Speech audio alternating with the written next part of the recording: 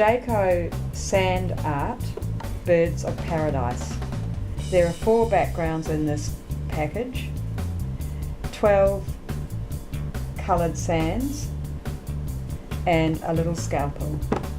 You use the scalpel to cut around the edges of each piece, and once you have done that, you can pick the piece out. Then over the box you sprinkle the coloured sand.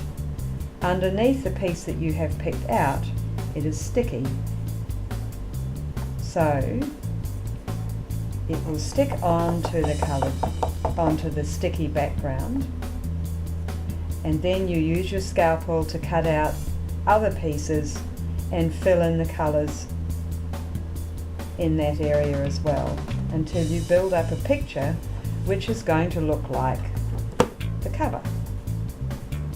With the leftover sand, you can funnel it back into the container for future use.